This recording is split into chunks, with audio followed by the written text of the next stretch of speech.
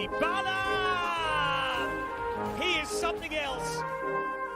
Di Lorenzo, and still Di Lorenzo! The captain brings the house down. Partenopea champions once again, but the 33-year wait will now officially come to an end.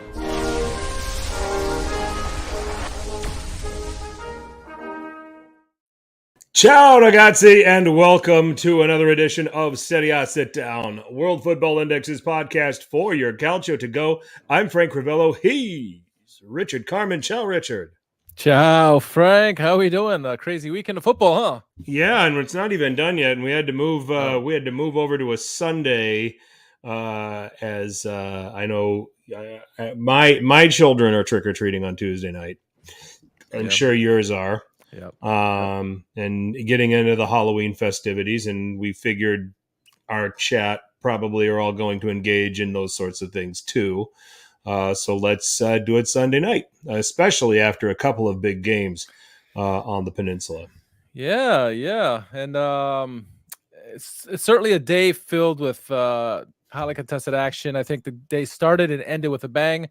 Obviously, a big game in between that too as well. So, lots to talk about. And obviously, Lazio Fiorentina tomorrow, big game there, as well as Napoli Atalanta there too as well. So, but we also had a derby too, Emilia-Romagna derby with Bologna and Sassuolo today as well. So we did, and Bologna now unbeaten in 9 straight. If people haven't been keeping track of that, so we're going to break down what went on with the games here this weekend. We'll give you a little bit of a sneak peek on Monday's action. Little bit of a conversation about Milan. Obviously, Richard and I are Milan fans. If you've been listening to us long enough, you should know that by now. And a week has gone by. Juventus at PSG at Napoli, and just 1 draw and 2 defeats. And the PioliOut crowd is getting kind of loud here. I'm going to shut them up again here on the podcast, or at least attempt to. And we'll see where Richard is at with all of it too. So we've got that to look forward to. A great weekend for the young players in this league. A lot of young players stepping up. A lot of gushing over and oohing and eyeing over Matthias Sulla, and rightfully so, with his performance for Frosinone. But I think it's the tip of the iceberg when you look at the young talent in this league, because a lot of these players showed out. So we'll highlight some of the players that we were impressed with, and then we'll touch a little bit on what we've seen in Europe. We're halfway through the group stage on across the board here with European action. We'll talk about that and finish with the world's most popular hashtag game. Who won Calcio Twitter? So hope you enjoy it.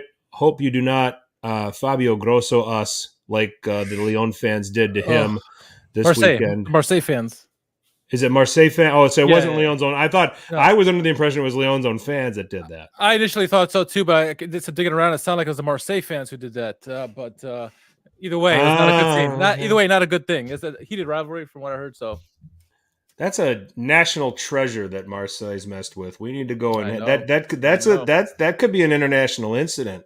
That's a man who won us a World Cup. We can't too bad our football team couldn't do anything about it. Yeah, this is true. Maybe rugby. This is true. But nonetheless, Richard, I just say we kick it off with Milan and Napoli. So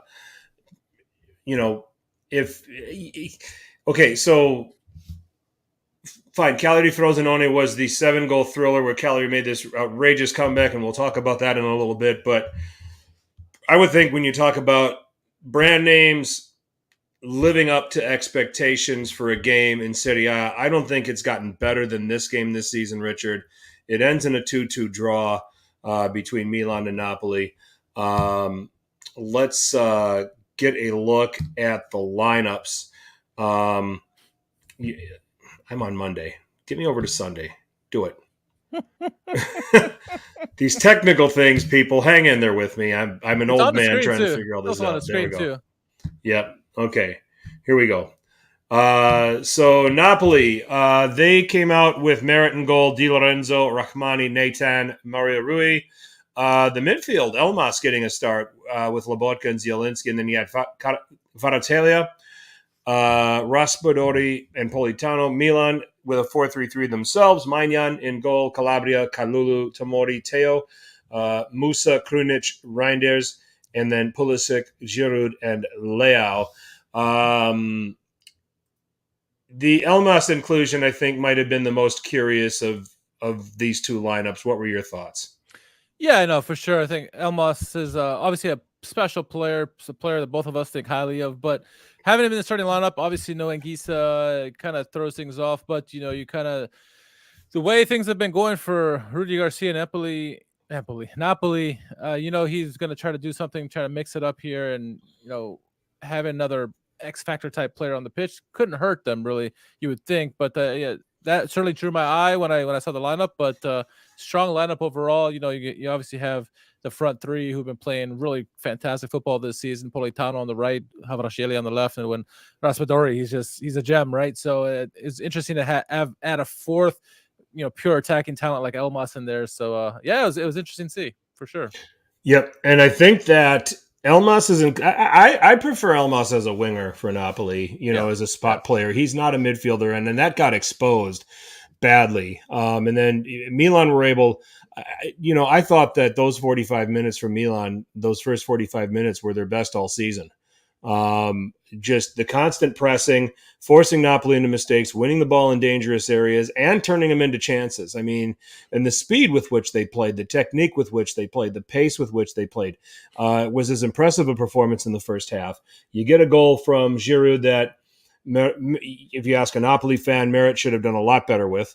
But he gets a goal. He gets a second one. Milan go up 2-0 at halftime. I left that first half, Richard, really feeling empty as a Milan fan, because as exciting as it is to be up 2-0 at halftime at Napoli, I'm sitting here looking at all of the chances. The Reinders chance after the Teo cross. I think Giroud had another chance. He could have had a hat trick before halftime. Pulisic had pulled a couple of chances. Musa was getting into the box, and getting dangerous and creating a couple of things. This should have been over in 45 minutes.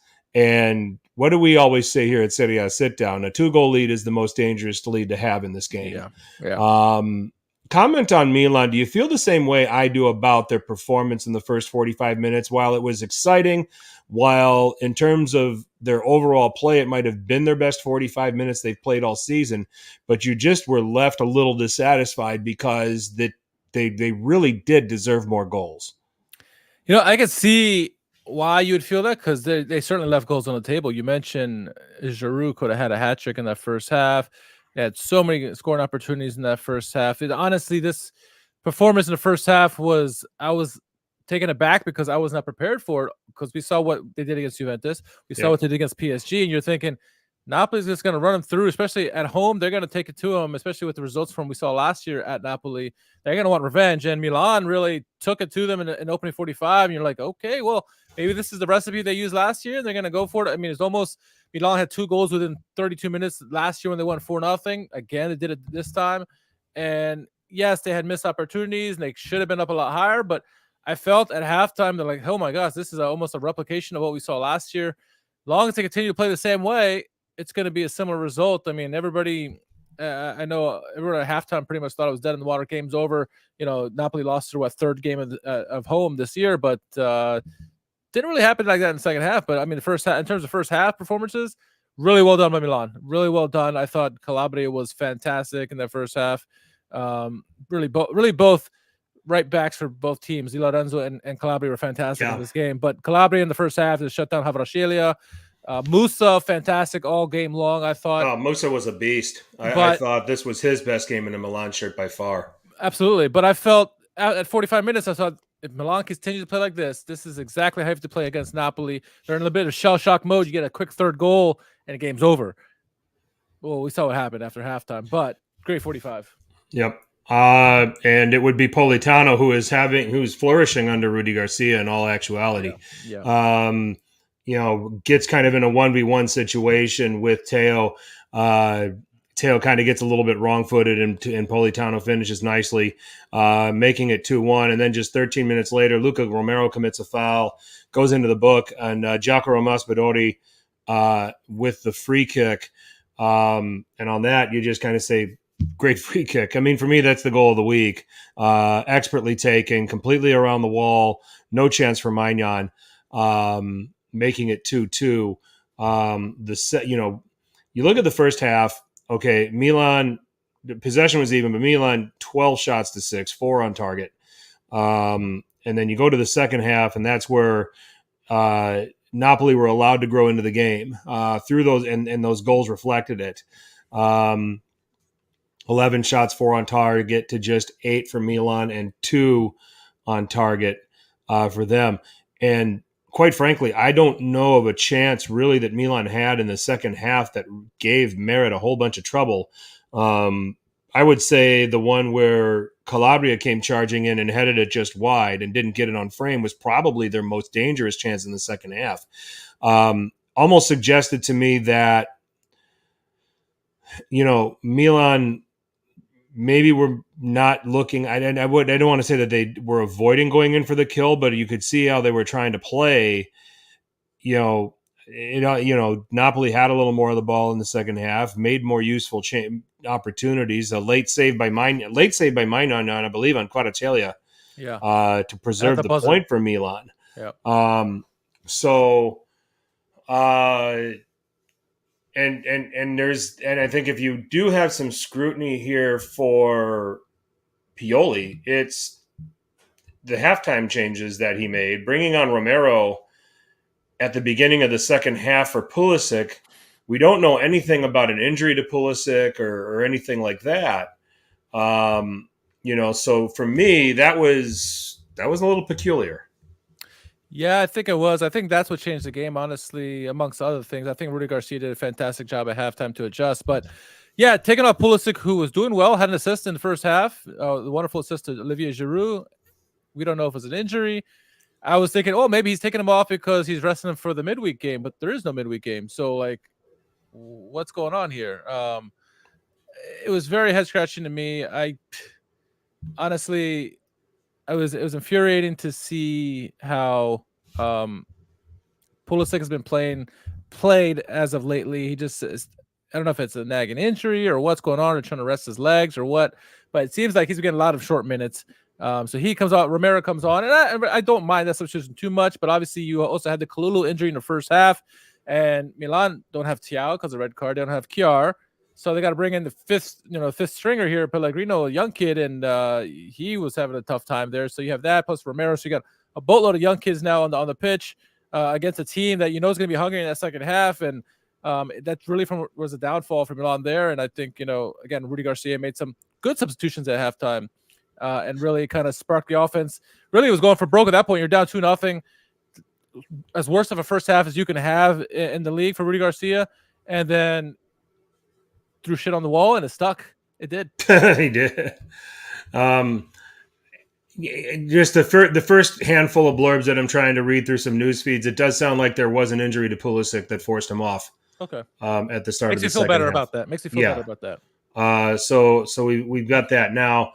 Leao and Giroud are brought out in the 81st minute. Giroud was a little more demonstrative about it than Leao was. I think Leao struggled to maintain an impact on the game in the second half and could understand the substitution and tried to bring on Okafor, fresh legs, who's a take-on guy. Who, face it, he's no Leao, but he can, fresh legs running at a tired Di Lorenzo could present some problems. He just never got the opportunity to show that. Jovic coming on for Giroud, I don't blame Giroud for being, and you know what? I would want a player to be upset in that situation. I wouldn't want to come out of a game. No. It's on a hat trick too. Yeah, and he was on a hat trick and and some of these other things. I think that the change of Ostergaard for Rachmani also helped settle Napoli back there. Rachmani just was not sure how to deal with all the running, and he was all over the place defensively. But I don't mind the demonstration of disappointment by Giroud. I don't think that, people are sitting there saying that Pioli's lost the dressing room. He's subbing guys out that don't want to come out. And what do we say about managers? Managers are thinking, they're trying to think about how they can figure out to win the game that's in front of them, but they've also got bigger picture planning too. Yep. As Giroud had been playing too many minutes with having to play every 3 dadays and having to start and that sort of thing, is that He's something that has to be considered? He's not young, exactly. Leao, because I'll show you coaches who have run players into the ground and show you that they end the season with no trophy. Yeah. So, so I think that there's a little bit, and I don't mind the idea of fresh legs there in that moment, because I think that Milan at that time, the attack was just the attack lost steam. Yeah. It did, and you have to make those changes. So I'll support Pioli on that. It was just you congratulate Napoli for finding a way to claw their way back into the game and grab the point. I mean, I think at the end of the day, it's 2 points lost for Milan just on the strength of that first half. It should have been a bigger margin than 2-0. Mm-hmm. I think, and also both goals really came within 10-minute spurts, 10, 15-minute spurts each way, right? Milan scored 2 goals in 9 minutes, and Napoli scored 2 goals within like 12 minutes or something like that, 11, 12 minutes. So for the most part, they kind of cancel each other out. First half, Milan obviously had the better of the play. Second half, Napoli brought it, and they had majority of the play there.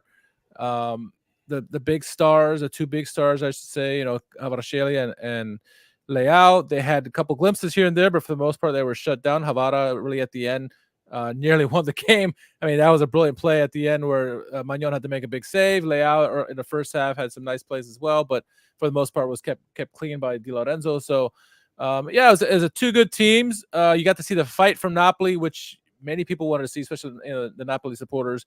What would they do? They were down 2-0. That's a punch in the face. What are you going to do? And they came back fighting. It shows that the team is still good. They're still hungry. They're fighting for their manager. It's good for Rudi Garcia that they fought back like the way they did. If it's a 4-0 result, you might not see him again.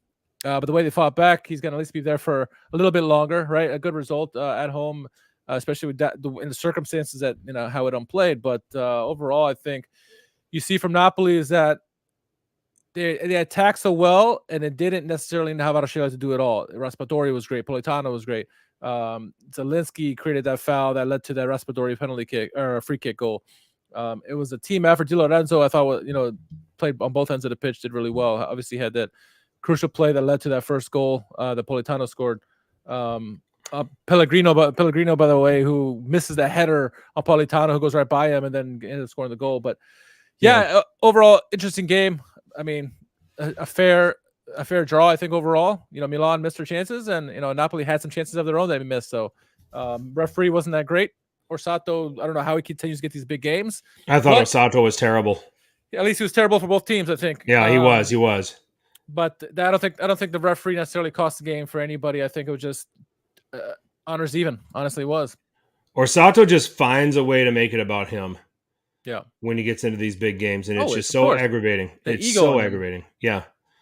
The best referees are the ones that you don't have to talk about. Yes.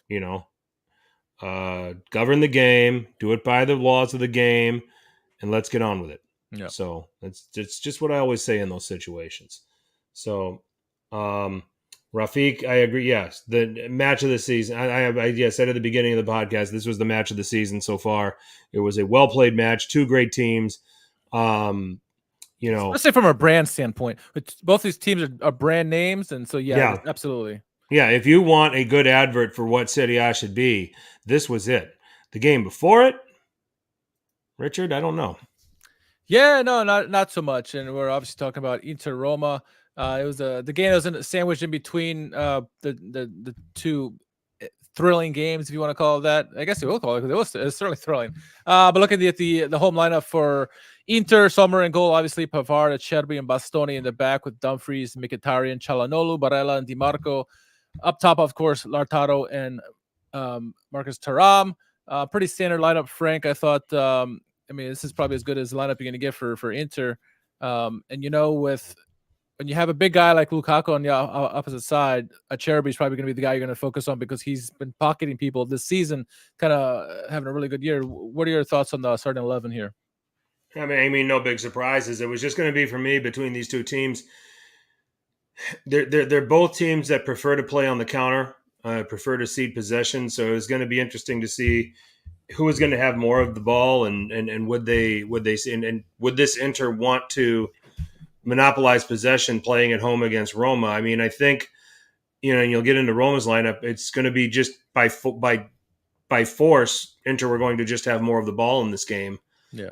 With the way Roma were, and it not Inter were forced into that playing that way because Roma were forced to play the way they did, and I'm sure you'll share that with the lineup that we have here. Yeah, I mean, obviously the Roma lineup is hurting. The starting 11, you had Rui Patricio in goal, Mancini, Diego Llorente, and Dika. Good to see Evan and Dika getting some constant play now with Smalling out. In the midfield, you had Christensen, Cristante, Paredes, Bove, and Zalewski. And then up top, you had obviously Lukaku and El Shaarawy. And you mentioned, a couple key guys not in there, right? Pellegrini and Dybala. And you had also no Mourinho, right? Because he got a red card last game. And you could almost bet the house that of the two teams, who would be the more defensive team, who would concede possession the most? It would be Roma, and you would be correct. Seemed like they were content on shit having their way, playing, a bend, don't break attitude, and it's kind of what we saw in this game from the onset. Inter really with the constant pressure in that first half. Honestly, you saw I can't remember an opportunity where Jan Sommer had to do anything. Honestly, it was always one-way traffic, and Inter are missing a lot of. You talked about this in the Milan and Napoli game, missed chances. Inter had a lot of missed opportunities in this one. Rui Patricio had some good saves, no doubt about it. And Roma were doing just enough despite the one-way traffic. It was honestly for me a very boring half because it just seemed like Roma just sit back, let Inter have all the ball, put 11 guys on the ball behind, and come beat us. And it wasn't very entertaining from that standpoint. That's perfect what Roma wants. Roma wants a boring game and then get a shot or two and take advantage of it. And so in that regard, this is playing perfectly to how Roma wants it. It was 0-0 at halftime. Looking very bleak, honestly. I thought some of the notes that I put it here in the first half. I thought it was a crucial save. Thuram did it. Thuram, he seems to be. We've talked about this for many, many weeks now on the podcast. He's been like a glove, fit like a glove for this Inter team. Yeah, and he had a great opportunity, 15th minute. Wonderful save by Rui Patricio, short side. But of the Roma thing, despite they were bending, not breaking, I thought Zalewski was awfully poor in that first half. I thought, what are your thoughts on the first half in this game? I thought that clearly Roma is the happier of the two sides because that's the way they were going to come out and play. Yeah. The Thuram chance was the only chance of note for Inter. I mean, if you set up to play that way, you need to be effective at limiting dangerous chances where you're requiring the goalkeeper, especially a goalkeeper who's been as shaky as Rui Patricio, to get involved. And I thought that they executed the first half to a T. Yep. We should mention that it was Salvatore Foti who was on the touchline for Roma, that Mourinho had a touchline ban because he was sent off against Monza. So that's the other thing. Pioli's got facing a touchline ban, I believe, for Milan against Udinese on Saturday. So no, Pioli said in the game it was his assistant that got red card. Oh, was it his assistant? Okay, Yeah. I kind of half watched it, so I half watched that particular moment. So yeah. Okay, so Roma's clearly the happier of the two teams because they knew that this was going to be the way it was going to be. It was just going to be survive, get this game to the final, 15 minutes or so where it's still 0-0, and there might be a chance for them if they can just kind of work their way into creating something that can steal the game. So clearly they're the happiest. And when you look at Inter, I said, it was 12 shots in the first half, but nothing that scared you. And that's what Roma wanted. No, and I think the best opportunities for Inter outside of the Thuram shot was, I thought Calhanoglu had a really good first half, a really good game overall. Was aggressive when trying to challenge for the balls, had a couple of long range shots that really tested the keeper. But he seemed to be everywhere in this game. He's growing into this role that Inzaghi has kind of built around him. But nonetheless, I thought as the game went on, it was more of the same. Second half, Pavard did come off at halftime for Darmian. So I thought maybe add a little spark to the team. Really didn't do anything much in terms of goals, but what we did see is more of the same in the second half. Roma did open up a little bit more in the second half. We saw more of them venturing down the pitch here and there. But again, the formula seemed to be park the bus, 11 guys behind the ball, let Inter come at you, and just don't break. And it lasted for a good bit. It looked like we were probably going to end up at a 0-0 game, but it wasn't finally until the 81st minute. Marcus Thuram, nice goal. This was one of the goals of the week. It's up there. Aslani makes a remarkable pass from like midfield, switches field over to DiMarco, and DiMarco freaking wonderful cross, low cross to Thuram, who just puts it away. I mean, that was a beautiful tic-tac-toe play by Inter. And I mean, if you're going to win it, that's the way to win it, right? 81st minute, that's all they would need. Roma would try to come out a little bit out of their box, didn't really help them much. They didn't do it. They still weren't really threatening anything. I think you look here, big chances missed, 2 for Roma. And that's probably what they got at the end there.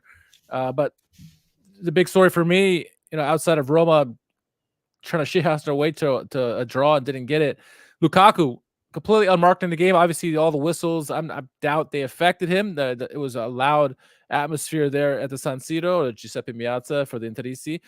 But Lukaku marked out of the game by Acerbi. I thought that was a fantastic way. They had really one option in that game was Lukaku to kind of kickstart something, and Acerbi didn't allow him to do one bit at all. I saw a couple memes of Acerbi cleaning out his pockets today, and Romelu Lukaku was one of them. So for good reason. So what are your thoughts on the game overall? I want to address the goal, and I said it on Twitter. Nice goal by Inter. Complete lack of concentration by Roma all the way around. Starting with Christensen, who recovered to DiMarco. What foot does DiMarco prefer to use? Left, right? Only one foot, yep. His left foot, yeah. You gotta recover, because in that moment, the most dangerous cross he can play is the one on his left foot that's going to be clipped across, that's going to be awkward for center backs to deal with. You've got to recover to an angle where you're forcing him to go back on his right foot. Because if you do that now and you force DiMarco to cross it, where's the cross going to go? It's not going to take the same path and the same angle that the left-footed cross did. Right. All right. It's going to be a cross that your defenders can now see, can step up and clear out. So very casual in the recovery from Christensen to start with, and he had plenty of time to get over and cut off DiMarco and put him back on his right foot. So he fails to do that. So the cross comes in, and then it's Diego Llorente, who was playing really well up until that particular moment, just stopped defending. It's like he switched off. Yeah. And he just watched Thuram go right past him, and Thuram puts it in. And it just it's one of those when you set out to play a specific set of tactics and you lose. I mean, your concentration levels have to be very, very sharp for the entire 90 minutes. And, the wrong two players switched off at the wrong possible time for Roma, and it cost them a chance to share the points, because they were never going to win this game. No. To your point, Lukaku marked out of the game, but mainly by Acerbi. Yep. Roma had nothing creative in their team, and they won't until they can start recovering Dybala or Pellegrini, who they look at. And then you can even make the case for Spinazzola and what he can offer on the left-hand side, not being available for this game. Yeah. So Roma had to play this way. And if you have to play this way, then you've got to make sure that you're going to be switched on consistently for 90 minutes, or you're walking out losing the game. And that's what happened here. Especially against Inter, Inter, who's arguably the best team in the league, one of the best teams in Europe. They're going to bring it to you wave after wave, as they did in this game. And it seemed like a matter of time that they were going to score goals, because they kept attacking. And I wonder, you talk about players switching off on that goal. That pass was phenomenal by Aslani. And I wonder how many people were just ball watching. And then by the time they realize what happened, like, oh, shit, DeMarco's got the ball. And that's when it's too late at that point. And like you mentioned, Ndika, I thought, had a really good game. And Llorente, both of them, really. I think Ndika is familiar with his former teammate in Thuram at Eintracht Frankfurt, and so I thought they did well for the most part in the game. He had his chances, Thuram did, and Lautaro, but they bent but didn't break, and ultimately it was that switching off at the end there. And what's still amazing me in this game is every time I watch Inter and there's a ball in the air, every single time, Lautaro Martinez is one of the first guys on the ball. How he's one of the smaller guys on the pitch, and he gets to it every time. It's full credit to him and what kind of player he is. He just reads those so well, and he can time it perfectly. It just amazes me that with all the big guys in the league, he's always one of the guys who's first on the hitter. It's crazy. It's pretty impressive, isn't it? Yeah, it really is when you think about it. So, I can't. I'm going to give Roma an incomplete grade because this doesn't represent Roma, what they had out there. This isn't what Inter. I give a B. I mean, yeah, they got the 3 points. They carried it out at the end of the day, but you'd like to see them. This is exactly what you can do against Inter. You can park the bus. Or you can do a lot more low block and let them have more of the ball. I still maintain that that's the way you beat Inter, and you try to find a way to beat them on the break. And you take your chances with that. Roma just never got anything concrete. And I think maybe you can slide Inter up into the A range for that reason. But at the same time, can you give them that for a Roma that was going to be predictable when they got the ball? No, but I think I give them an A because they had it wasn't even a sniff of offensive opportunities by them, and we've seen how many teams where they don't have all the creative players, but they still find ways to get shots or two on goal. And I thought Inter were just so fantastic. Their defense is just remarkable as it is.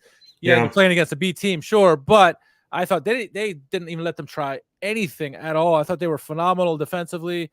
They kept up with the wave of attacks. How many posts did they have? Çalhanoğlu had a couple posts, a crossbar and stuff like that. Mm-hmm.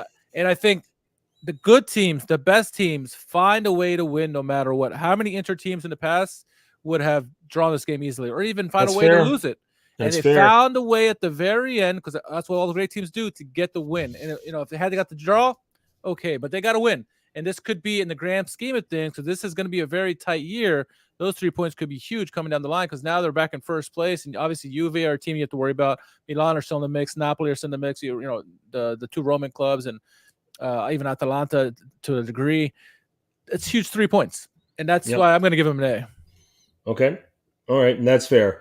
I mean, I think that I need to see them be more clinical when they're forced to play against this kind of these kind of teams, because and this playing against this kind of setup, more than anything. So I think that's where I'm probably being a little harsh on them here, but we are picking them to win the title. Yep. So that comes with some responsibility. So let's just jump into the rest of what happened so far over match week 10. We've got 2 games here on Monday.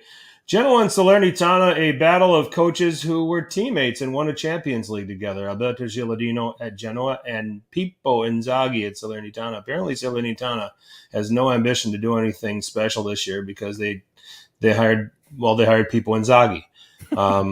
Maybe they want to win Serie B next year, because that's what Inzaghi's good at. All right. So this ended 1-0, and it was Albert Gudmundsson in the 35th minute from Ruslan Malinovsky. Yes, that one. He's not dead yet. He shows up once in a while and still plays football. Boy, he just has not been the same since leaving Atalanta. Worst move he's made for his career. But nonetheless, Genoa get the win by a goal to 0. Going into Saturday's action, Sassuolo and Bologna. Bologna through Xerxes in the what minute? Fourth minute. Third minute, actually. Third minute. Wow. Okay, so we're going to have a theme of talented young players scoring goals. This weekend is what you're going to find. We had Gudmundsson there on Friday. We have Xerxes for Bologna. We have Daniel Bolocca, who is the new Davide Fratesi, Davide Fratesi was the new Manuel Locatelli. Sassuolo just keeps finding these guys to play that position. The Romanian international scoring in the 44th minute, making it 1-1. And this was an Emilia-Romagna derby. Entertaining game. Bologna, surprisingly enough, had more of the possession in this game than Sassuolo. I would have never thought that. if I didn't look at that stat sheet. Torino go on the road and win at Lecce by a goal to nil. Maybe the bloom of the rose that is Lecce at home is starting to wear off because they've dropped a couple home matches now. Yeah. Alessandro Buongiorno, tall defender, young defender for Torino, scoring on an assist from Samuele Ricci in the 41st minute. Lecce, a lot of chances on goal here. Great performance from Vanja Milinkovic-Savic. We don't get to say that very often about him, but he stood well in goal. If you woke up early for your Calcio and you had you had a chance to, at my time it started at 6:30 in the morning because in Europe they did their daylight savings this weekend. We're doing ours next weekend, so I got to wake up. We got to wake up and watch this game, Frosinone at Cagliari. 23rd minute, Mattias Sula with a very nice, on the end of some very nice pressing from the visitors, scoring in the 23rd minute. Cagliari would get a penalty at that point you're sitting there thinking this is Cagliari's season in a microcosm.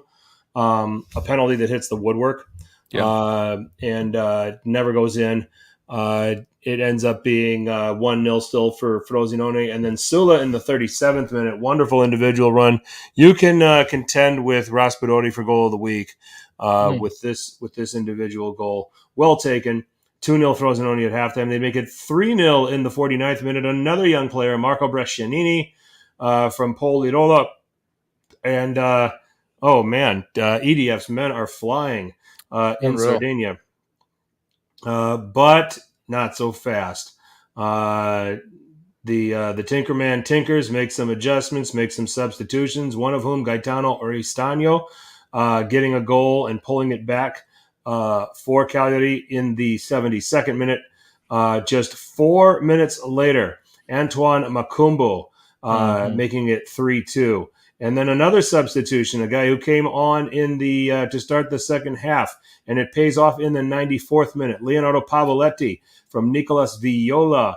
Pavoletti is a not so young guy, he doesn't go with the theme here. But he squares it at 3-3, and not so fast. Just 2 minutes later, from Alberto De Sena, Leonardo Pavoletti wins it for Cagliari, gets Cagliari their first win of the season, leaving Salernitana the only winless team in Serie A at this point. Monza and Udinese played to a 1-1 draw. A couple of young players scoring here. Andrea Colpani, we would love this guy. 27th minute, he gets Monza on the board. But in the 66th minute, Lorenzo Luca, all 6'7" of them.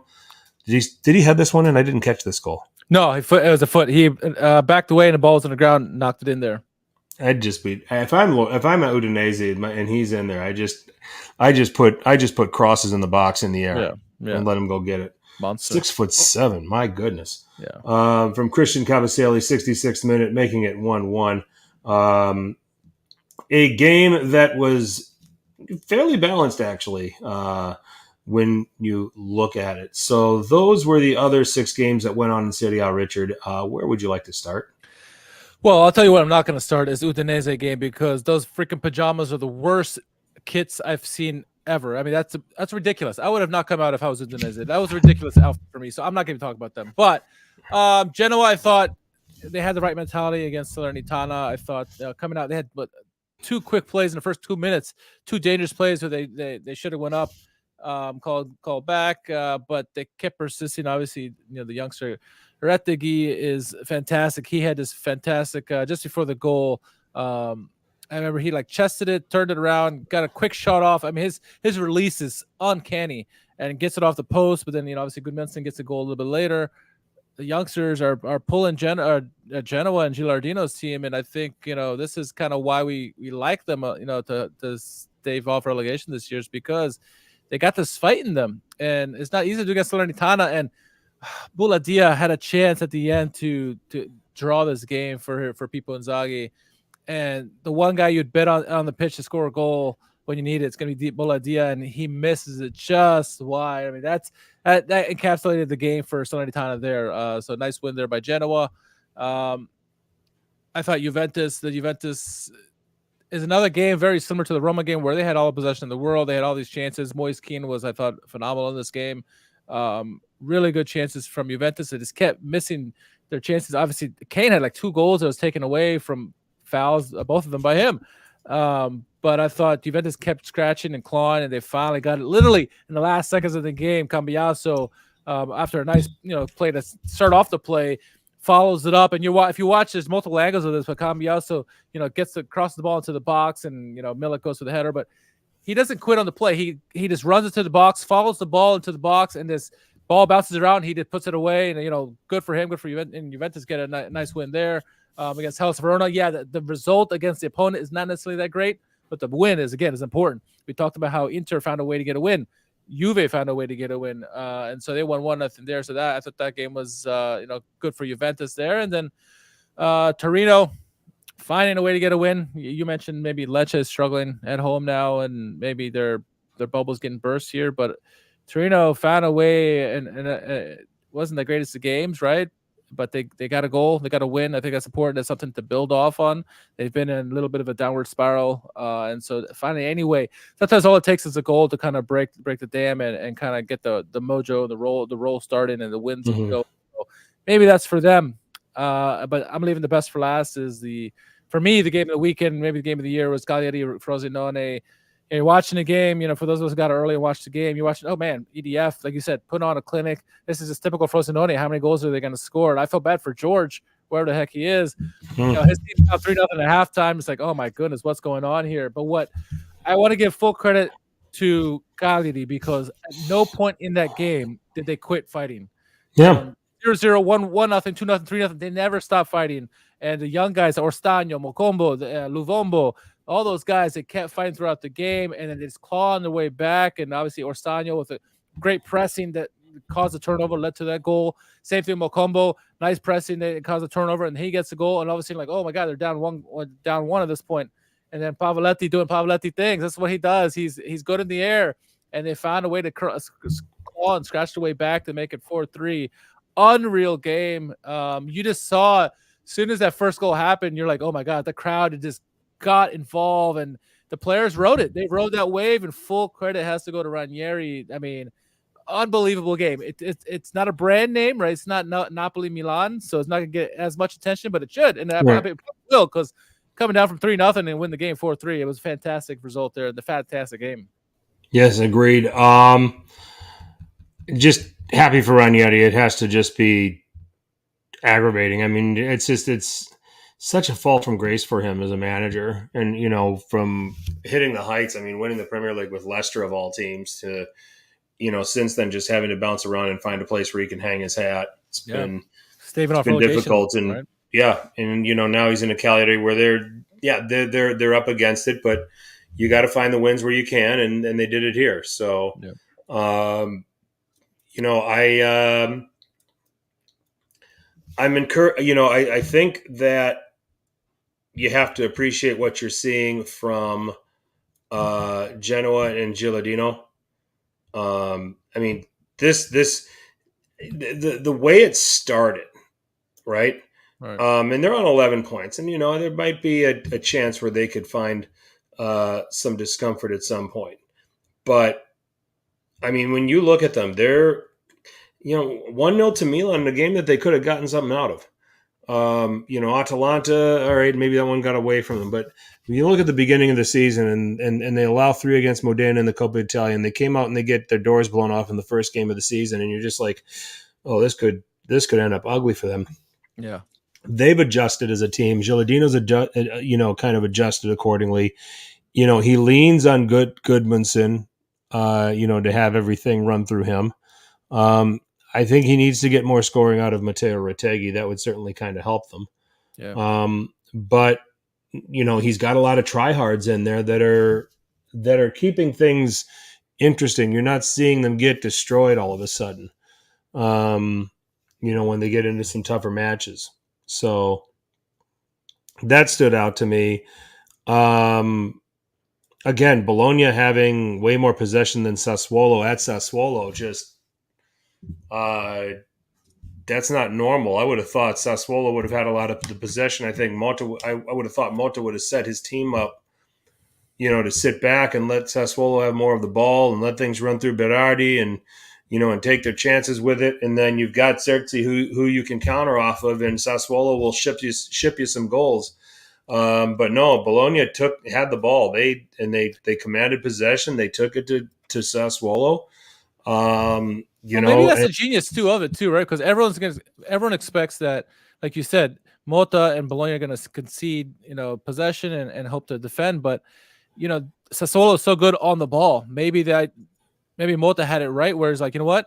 The less they have the ball, the better chance that we have. So let's be the aggressors, and let's keep the ball more, so that way Sassuolo has to really defend, tire themselves out, and then maybe they're not as dangerous going forward, right? This is fair. Yeah, it's a very fair thing to say. I don't feel the same way you do about Udinese's kits. I thought those were kind of slick looking. Yeah, I thought they were ugly. Oh, hey, to each their own, though. What's that? I said to each their own, but I thought they were disgusting. I was like, worst kits I've ever seen. Different, I mean, different is true. I'm not, because I'm not on board with Milan's like little pink and lavender setup for their third kit. So, is that what it, or pink and purple or whatever? They were kind of grade 8s to another color, and I was like, yeah, I don't know. I thought it was miles better than that Udinese kit.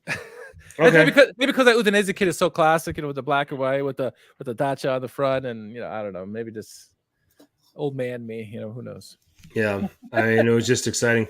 Two games tomorrow, Richard. We've got Empoli hosting Atalanta, Lazio hosting Fiorentina. What are your thoughts on those games?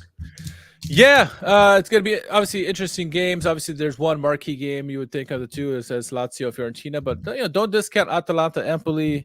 Empoli have been trying to play a lot more open, which could be disastrous for them if they go there. But we say that, and what it worked wonders for them against Fiorentina, right? They got the 2-0 result last week in the Tuscan derby. So maybe they go for that same formula, that beat Fiorentina.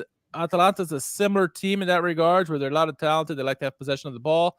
It could work to their favor. Why not? I mean, at this point in the season, you can't just put 11 guys behind the ball and hope to defend, because they're not set up for that, right? They're gonna have to, push up in the attack, try to get Caputo his, tap in goals there. And so maybe that's the way they're gonna have to play this game, is like, hey, look, whatever worked to Fiorentina, let's continue more of that, because Atalanta, they're going to come at you, and they can play multiple ways now. We've seen this season that they can play defensively, they can play offensively, and I think they prefer a game that's going to be more offensive. And if Empoli are going to attack them, that means they're going to be wide open to hit on the counterattack, and they have some obviously nice playmakers on that team that can handle that. And so it'd be interesting to see. I think that game's going to be a lot more wide open than maybe most people could expect, and I see some goals in that game. But the game to watch for me is obviously Lazio Fiorentina. I think be interesting to see. Lazio is going to be at home in this one, and so can they? Fiorentina are riding high. These two teams faced polar extremes during the European week, right? Fiorentina won huge 6-0, and Lazio lost. So how do these teams recover from that? Does Fiorentina have a letdown? And then Lazio, can they find a way to scrape themselves back up? I think Lazio is going to have to find a way to pick themselves back up. Try to limit the opportunities that Fiorentina have, obviously, right? And a guy who not the paciest guy, but is obviously having a great career, great season this year. It's Bonaventura. If you can kind of shut him down and limit his playmaking abilities, you're gonna have a chance in that game. And I think if Lazio are more than capable of winning, obviously, but I think the way that they've been playing lately, if they can keep it close, there's a chance. And when you got Luis Alberto on your team, when you got Ciro Immobile, Felipe Anderson, some of these guys who can make that magical moment, then you got a chance. But they can't let the things get open, because I think, unlike Empoli, Lazio need to keep it close.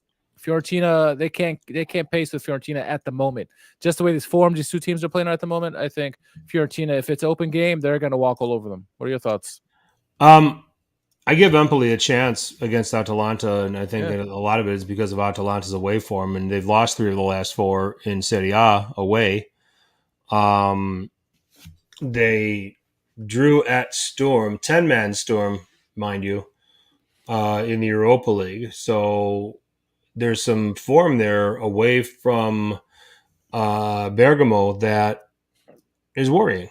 So, and I think you've got an Empoli here that has been much more competitive under Andrea Azzoli here over the last few weeks. I think they're and there are enough playmakers to give this Atalanta team trouble. If Atalanta come out with just that two-man midfield in front of the back three, you got Baldanzi who can pin himself into those positions. You've got some other playmakers like Marin, Male. You got, it looks like there's slating Cambiaghi to start next to Caputo up front in like a 4-3-1-2. Interesting. Depending on where you're looking. But Andrea Azzoli has a nice little combination of players there too. So I give them a reasonable chance to get something at home. I'm going to say that's a draw. Okay. I'm going to go. The odds say that over 2.5 right now is at -133, but I think this will be a 1-1 game. Okay. I'll go 2-2. And what I'll tell you though is I think there'll be a lot of chances. The goalkeepers will step up and play well. Berisha and Musa, who both have been playing well this season, and that's why I'm hesitant to say there's going to be more than 2 goals in this game. So I like a 1-1 draw between these two sides. Lazio and Fiorentina.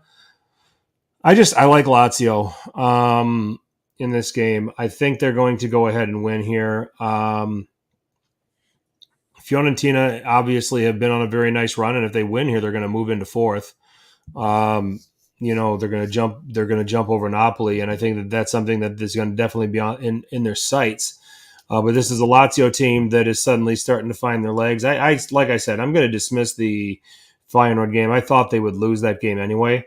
Milan had the 2-0 loss at Milan, but when you look at 2-0 at home against Torino, 3-2 over Atalanta, 2-0 over Sassuolo, and now you got a Fiorentina team who characteristically, even though the formations might be a little bit different, fit, the profile of these teams that Lazio just beat.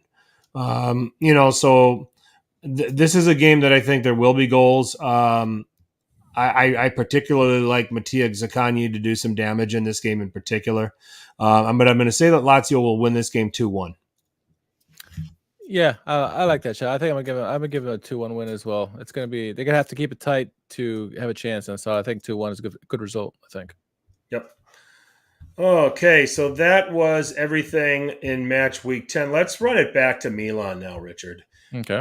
And let's talk about Pioli, because I think that the PioliOut voices are going to get a little bit louder here after the last week. Somebody needs to tell Buried Eyewitness that we're not interested or need to block him.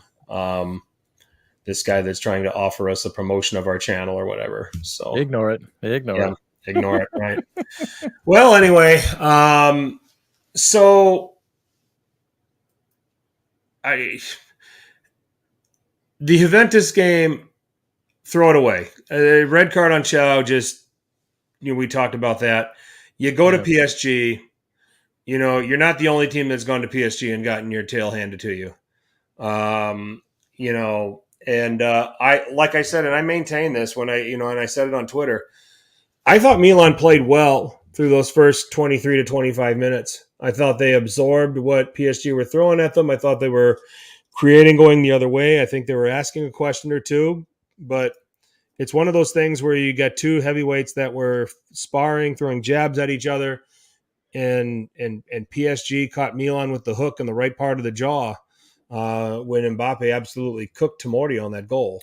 Fantastic goal by Mbappe. And I think that just kind of just shook Milan to their core in terms of, look at what this is what we're playing against, and this is the guy we got to figure out how to stop now the rest of the game. It can psych you out.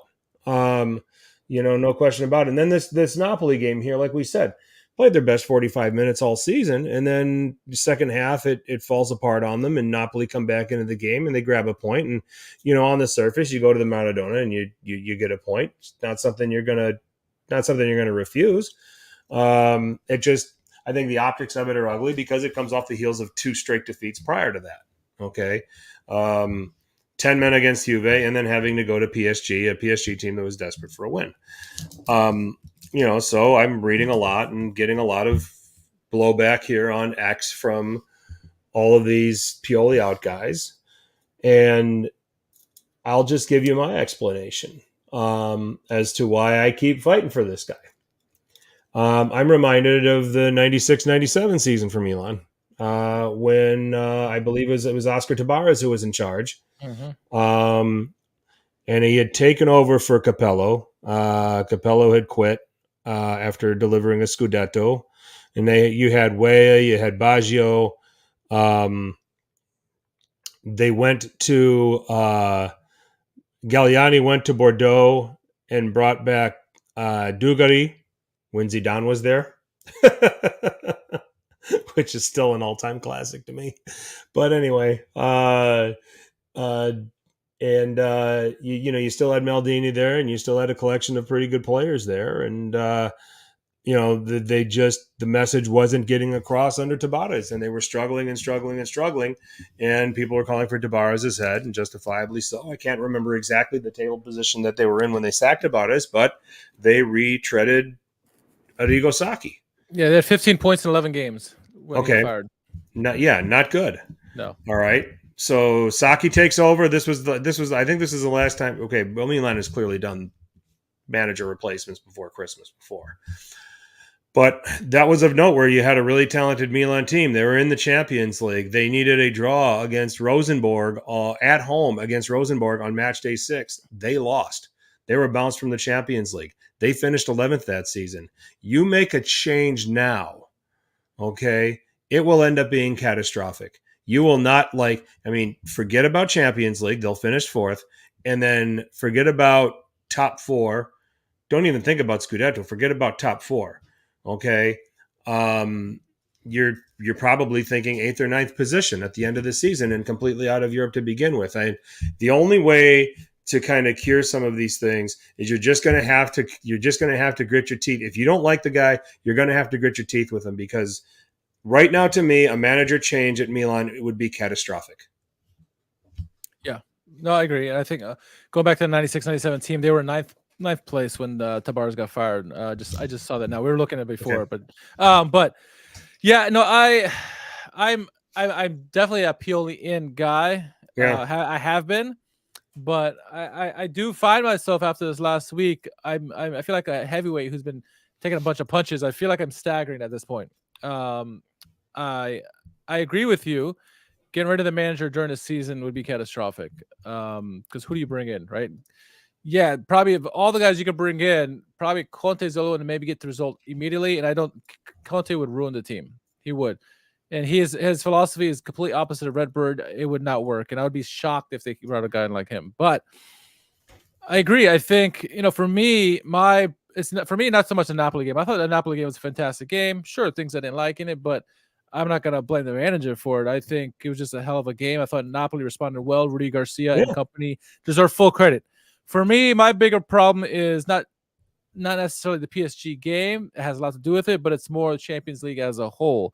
The lack of goals so far in Champions League for them has been disheartening. For a team that's predicted to have been so good this year, and obviously with the Champions League semifinals last year, you expect them to score some goals, and they can't. Yes, it's a difficult group with Dortmund, Newcastle, and PSG, but they're bottom of the table at the moment. And for me, my measure of success is not necessarily the group or the league, but it's how well do you do in Champions League. Now, if Milan were to go out in 4th position, completely all out, it probably it's good for the league, right? Because they can have focus more on the league, but that's not good. Look, especially if you finish in the semifinals last year. But on the flip side, Milan are 2nd in the table in the league, and so third. Excuse me, is it third? Third, yeah. Juve's in 2nd. Nothing. Oh yeah. They didn't win the game. My bad. They were 2nd until the 2 goals by Napoli. So yeah, but they're 3rd at the moment. And you got to look at it from Redbird, right? Before Redbird, I don't want to make a move in this season. If Milan finishes in 4th in Champions League and don't make top 4, Pioli got to go. He's got to go. But you got to look at it from Redbird. For Redbird, Scudetto would be great. Champions League, going deep in Champions League would be great. Top 4 is where you make your money because you're going to get that Champions League money. So for them, I would think that as long as he's in the top 4, Pioli, they're fine with him because they're all about making that money and keeping the success going, breeding, a continuation of the Champions League, continuation of what Maldini had. But as a fan, I'm disheartened because I want to see them continue. I don't expect Champions League semifinals or finals again, but I want to see a deep run, and to finish fourth the very next year would be a terrible look for Milan. Now, if they go on and contend for the Scudetto, get the top four, all is forgiven for me, I think. But I can't have successive seasons of failures in the Champions League.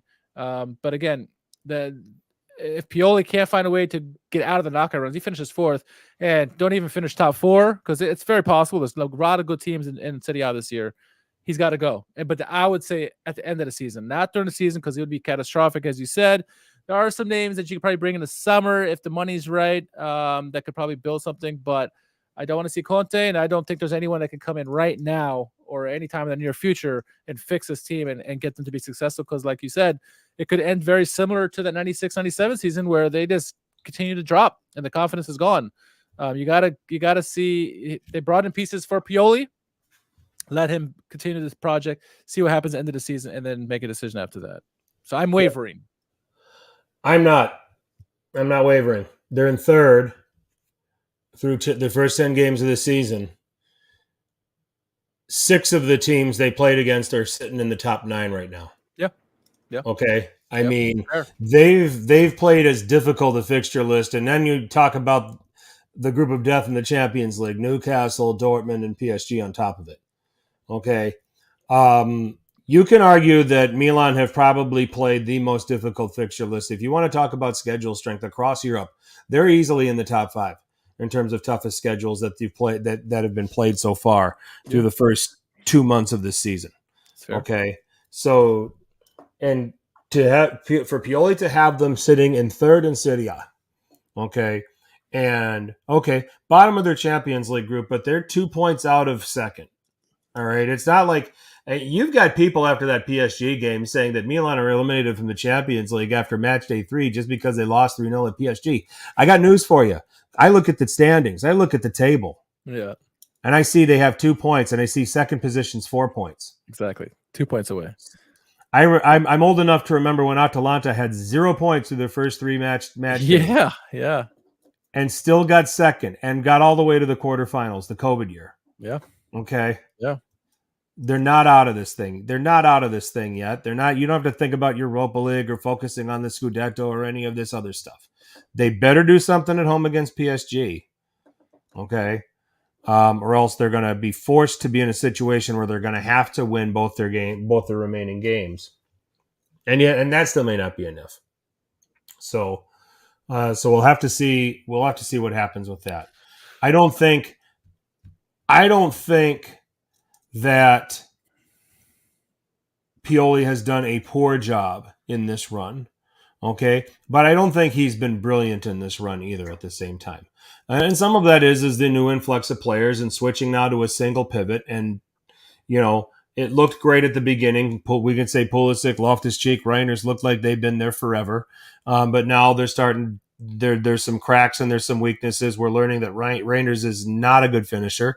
We're learning that he has some defensive deficiencies. Reiners just take the yellow on Zaire Emery so that Mbappe doesn't even see that ball on the first goal. By the way, Zaire Emery is fucking fantastic player. He's really good. Yeah, but if I'm Rangers in that situation, there's no way that pass gets to Mbappe and Zaire Emery's getting fouled, and I'm taking the yellow.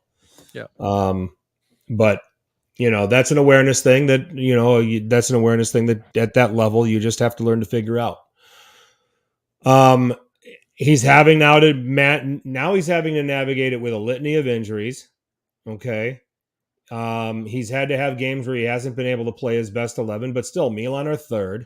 They're not eliminated from Champions League play yet. That group is going down to match day 6. There might be one team that emerges and clinches a spot before that, but at least the second position in that group is going to be decided match day 6 the way that's going.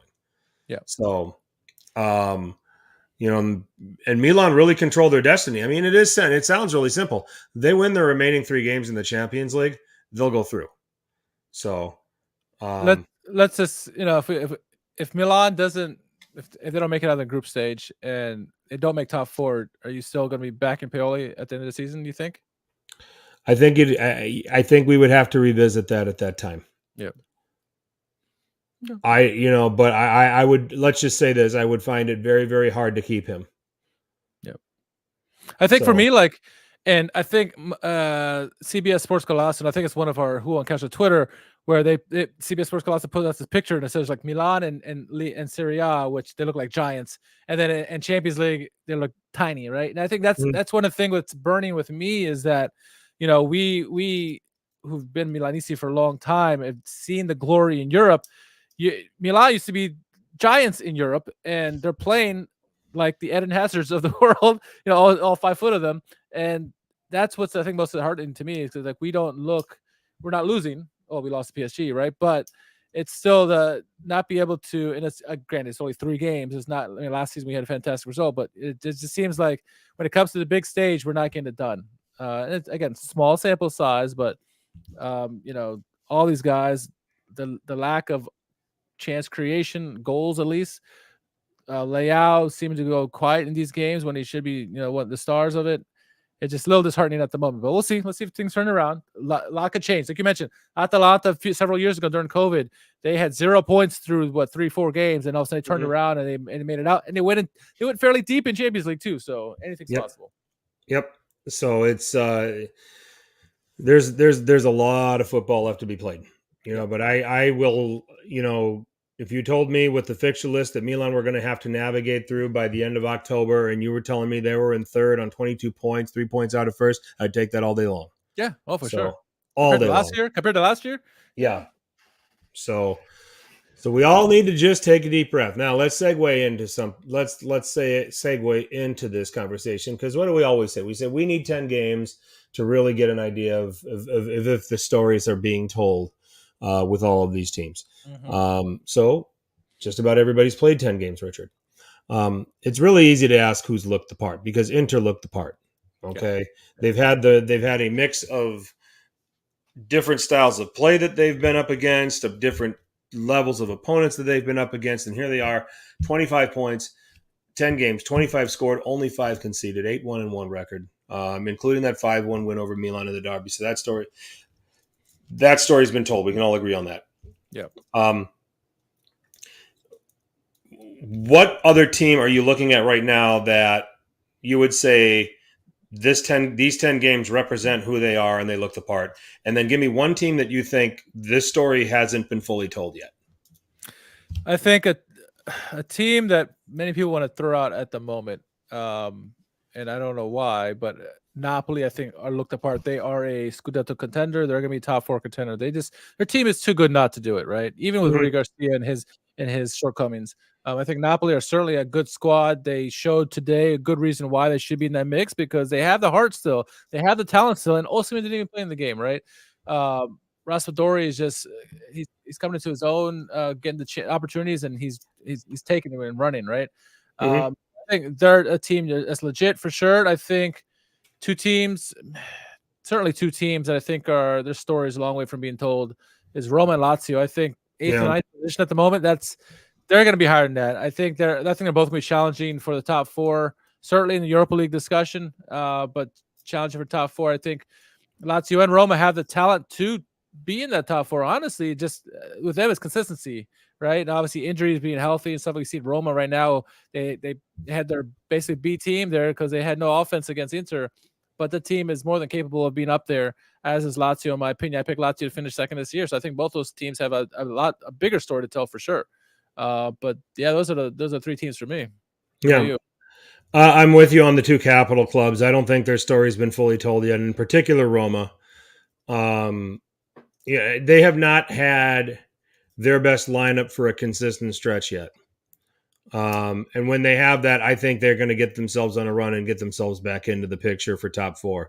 I picked them 4th, so part of me has to say this. But I feel strongly about them. Okay. So for me, I think it's an incomplete story.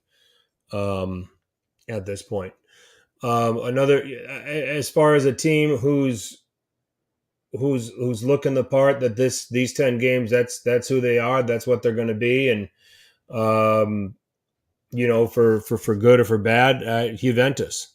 Okay. Yeah. I think we're we're back to Allegri ball. I think we're back to, even with all of the quality that they have, when you get Chiesa and Vlahovic together, and even with the desire to play a more positive style of football, Allegri's still there, and he's still more than happy to just win 1-0, grab the 3 points, and move on.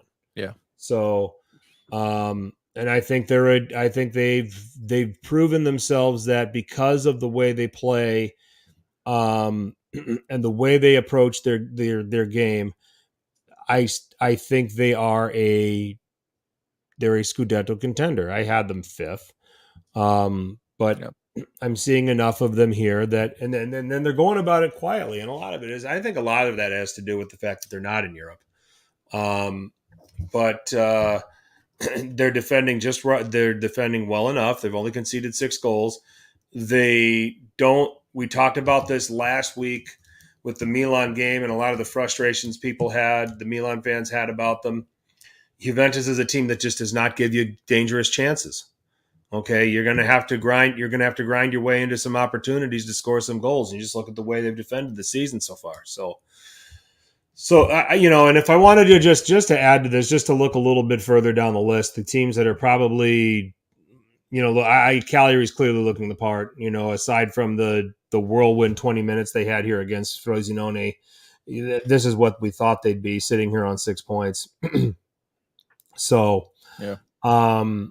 But I don't think we have the whole story with Sassuolo. I think that they're kind of an unfinished product up to this point. I think we expect maybe more than 13 goals in 10 games, and some of the concerns may be Dionisi might have a short leash now, and that the message isn't getting to the team the way it has with previous managers. Mm-hmm. But to see Sassuolo in that part of the table, you're expecting them to be a little bit more competitive here. They're conceding a bunch of goals. I'm looking at the table. They joint 3rd worst defense in the league right now, with Frosinone.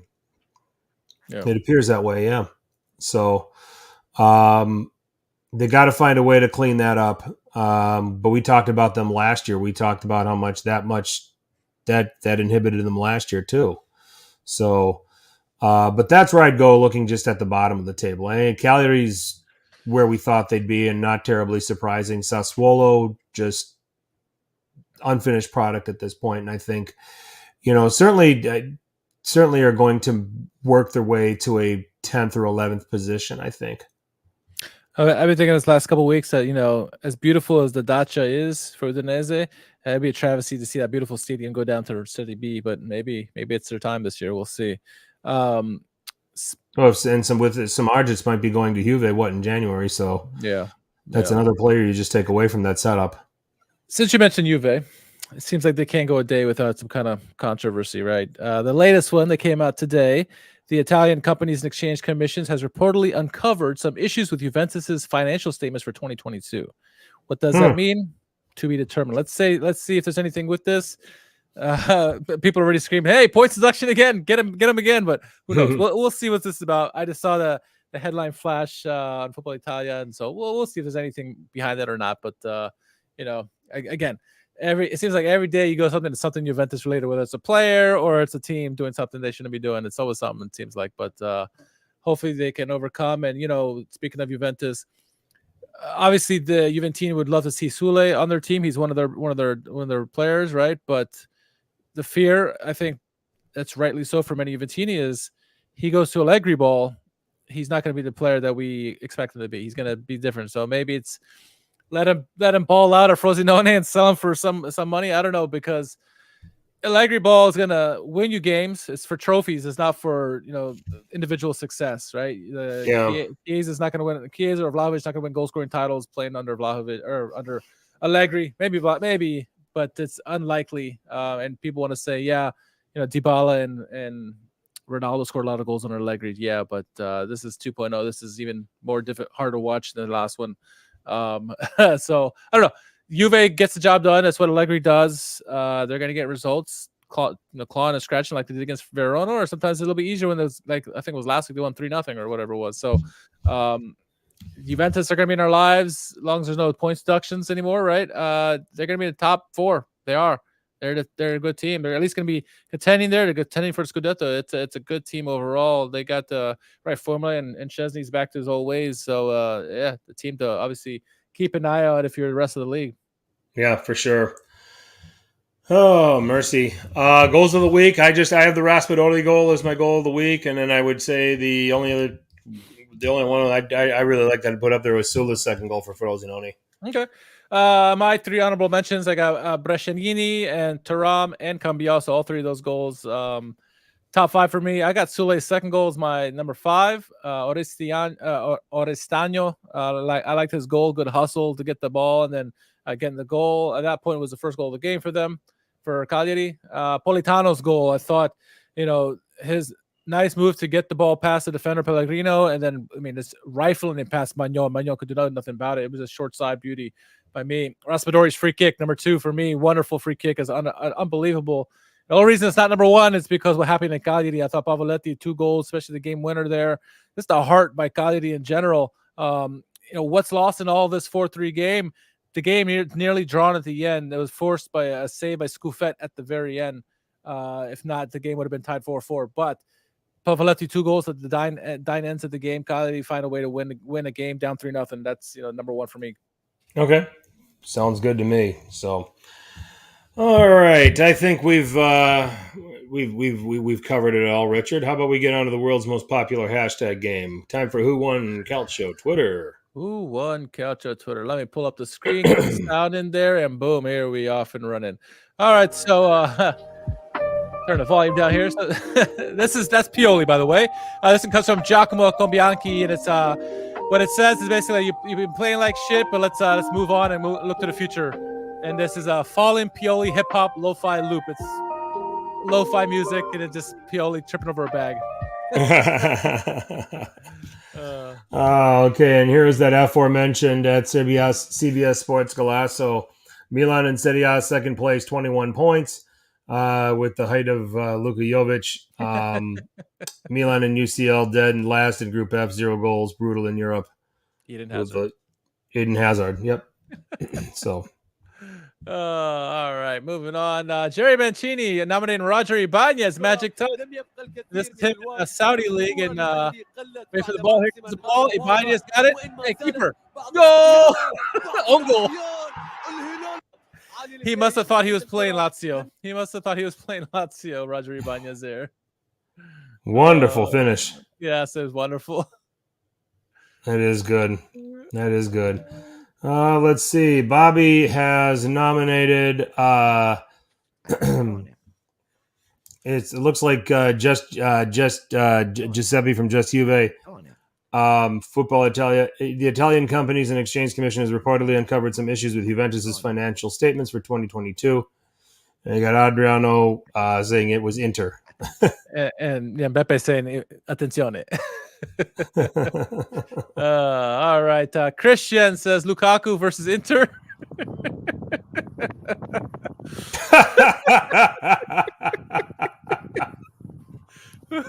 If you had the whistles in the background, it would be better. But yeah, that's good. That's good. We've got a leader in the clubhouse. All right, moving on. Let's see. Big Show. Acerbi emptying his pockets after the Roma game. Oh, he's got that nice flip phone, some gold keys, and Lukaku. Yeah, Acerbi did a masterful job against Lukaku in that game. He did. All right. This was more so for the picture than the comment, but it's Gillis 15. It's crazy game, but some things remain the same, and it's Calabria still being the owner of Havrasheli on that right hand side there. Or left. Yeah, it was good. It was good. Yeah. I believe that is it. That is it. I got it. It's Siakino for me. Yeah, Lukaku. I saw that. I was cracking up today. That's great. This exactly. is quality. I mean, that's more than he did in the game, I think. So. Honorable mention to Big Show, but we're going to go with this one. Yeah, for sure. So, all right. Well, I will go ahead and put that out there and let you speak to the people. Yes. Yeah, I want to give a shout out to Low Limit Football. They had me on their podcast this morning. Got to talk a little Calcio. Well, more so is got to talk a little Champions League. I got to plug Milan in there and their losing ways in the Champions League. Talk a little bit Bundesliga and EPL as well. But shout out to Roberto and Joe for having me on again. I always love being on their podcast. I think the only podcast has been out there longer than us. So kudos to them. And they just hit a freaking. They got a lot of podcasts out there. Definitely check them, follow them out, follow both of them as well. But always grateful when they allow me to join them on their podcast. So, yep. Okay. Well, I think we're going to put a bow on this edition of Serie Sit Down after all of that. Thank you all for taking the time to listen to us as always. If you're listening, you're listening to one of the following streams. We have our own channel on Apple Podcasts and SoundCloud. We're also on Stitcher, Spotify, iHeartRadio, wherever there are podcasts. You can find Serie Sit Down at Serie Sit Down on Twitter or X or whatever you want to call it these days. Same handle on Instagram. You can also find us on Facebook as well. He's Richard Carmen. He's at R_KHARMAN. I am Frank Crivello. I'm at FTC_21. Let's do this again next week. Let's do it again. Awesome. Time? We'll see. Yeah, we'll see. I got to talk to you about that off air. So, Okay. All right, Anthony in the chat, everybody that was in the chat, thank you for joining us. And thank you as always for listening. We will be back with you all next week and breaking down some Champions League previews, some Europa League previews, and match week 11 in our lives next weekend as well. So until then, for Richard, I'm Frank. As always, make sure you tell your paisans about us. Ciao.